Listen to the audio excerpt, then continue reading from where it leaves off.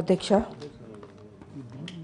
అధ్యక్ష మన తెలంగాణలో అనేక ప్రైవేట్ ఇంజనీరింగ్ కళాశాలలు ఉన్నాయి, కాలేజీలు ఉన్నాయి. అందులో 20 కాలేజీలు మాత్రం ఇన్ఫ్రాస్ట్రక్చర్ ఉంది, అన్ని సదుపాయాలు ఉన్నాయి. మిగతా ప్రైవేట్ ఇంజనీరింగ్ కాలేజీల్లో సదుపాయాలు లేకపోయినా ఫీజుల పేరుతో దోపిడీ జరుగుతుంది అధ్యక్ష. ఇది ప్రభుత్వానికి విరుద్ధం అధ్యక్ష. అంతేకాదు అధ్యక్ష,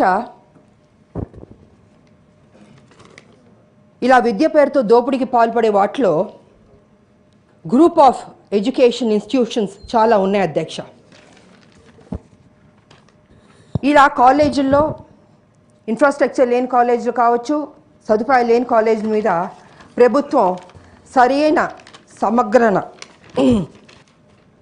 విచారణ జరిపించి కఠిన నిర్ణయాలు తీసుకోవాల్సిందిగా మీ ద్వారా నేను ప్రభుత్వాన్ని కోరుతున్నాను అధ్యక్ష. అంతేకాదు అధ్యక్ష, ఈ సదుపాయాలు లేని కాలేజీలు వాటి పేర్లు కూడా బయట పెట్టాలి అధ్యక్ష. ఎందుకంటే చాలామంది విద్యార్థులు కావచ్చు, వాళ్ళ తల్లిదండ్రులు కావచ్చు, ఈ పేపర్ యాడ్లు చూసి, టీవీల యాడ్లు చూసి ఇది బెస్ట్ కాలేజ్ కదా, ఆ కాలేజ్లో మా బిడ్డను చదివిస్తే బాగుంటుందని అనుకుంటున్నారు. కానీ ఫీజులు ఎక్కువైనా తల్లిదండ్రులు ఏం చేస్తున్నారంటే, సరే నా బిడ్డ ఆ కాలేజ్లో చదవని బాగుంటుందని అనుకుంటున్నారు. కానీ ఆ కాలేజ్కి వెళ్ళిన తర్వాత, ఫీజు కట్టిన తర్వాత తెలుస్తుంది ఆ కాలేజ్లో సదుపాయం లేదు, ఇన్ఫ్రాస్ట్రక్చర్ లేదు, ఏమీ లేదని తెలుస్తుంది అధ్యక్ష.